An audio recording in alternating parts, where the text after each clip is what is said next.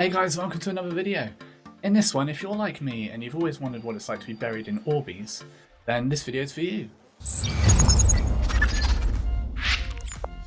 So, spoiler alert, I'm not actually going to physically bury myself in Orbeez because that would be dangerous and ridiculous, but also very cool. But I don't have a tank or enough Orbeez. So what I decided to do is actually do this in VR.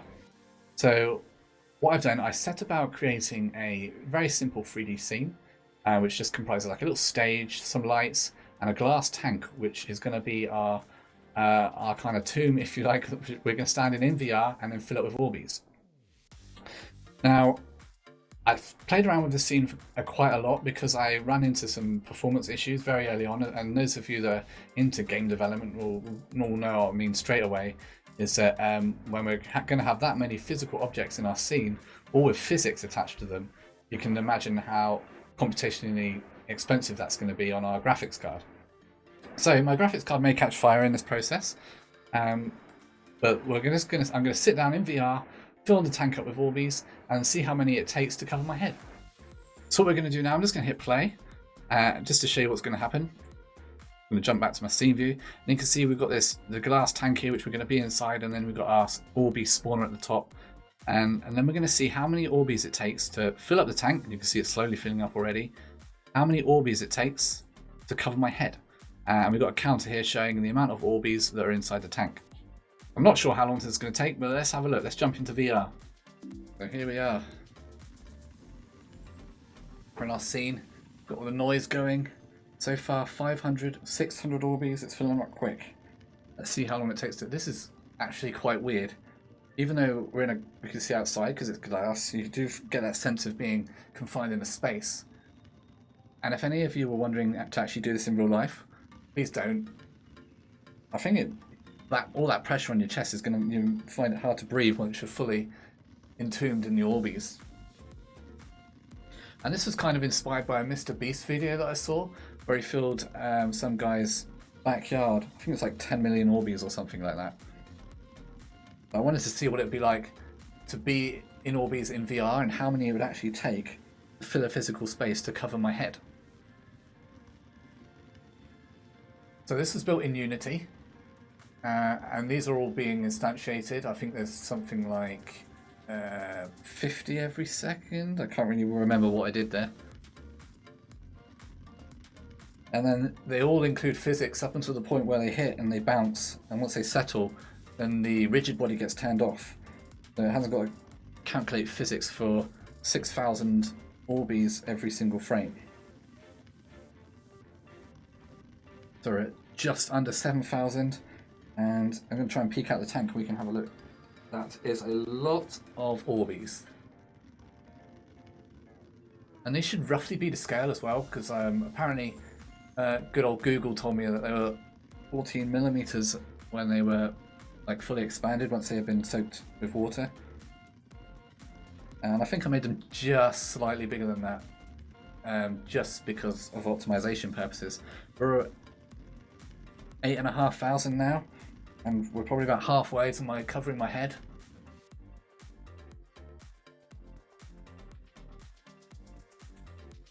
I'm going to call this the Cover Yourself in Orbeez simulator. Tells you how many Orbeez it takes to cover you in a confined space. I imagine this is the kind of information scientists have been pondering for decades. Oh, so close, it's probably at my nose. 20,000 Orbeez.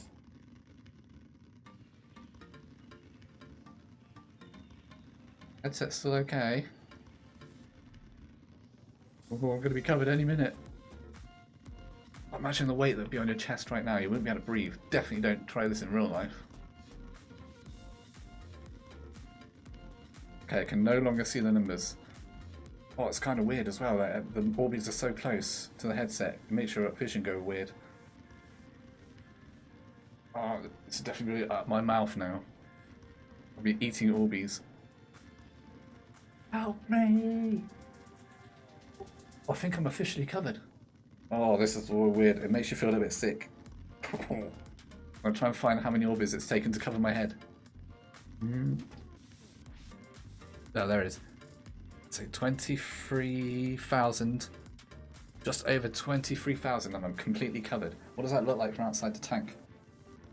My god. Crazy. Yeah, definitely getting some performance issues now. Definitely a massive frame rate drop. And some tearing as well. Which is to be expected. There is like almost 25,000 Orbeez pouring into this glass container. Where is it? Oh, this is what it's like to be buried in Orbeez. I definitely don't want to try this in real life. How many it takes? It's gonna. I wonder how much it would take to fill the tank. It's at 25,000. Might just leave it running. I've got to point it up at the ceiling as we're trying to render to him, and you can see the numbers slow right down.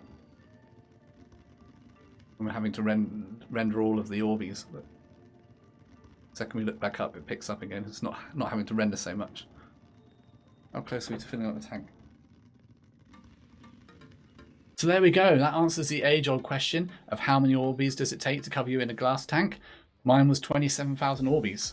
And I was sitting down. If I was standing up, it would take a lot more, probably like 35,000. But that was insane just to see Unity being able to cope with that many meshes, especially when you've got all the physics and stuff with the Orbeez coming down and bouncing around. So I hope you enjoyed this video. Just a little bit of a light-hearted one. Next one that's coming out at the end of the week is all about writing your first Unity C# script. So if you're interested in that, then please consider a subscription. It'll really help me out. And leave a like on the video. And I'll see you at the end of the week. 27 Orbeez. A lot of Orbeez.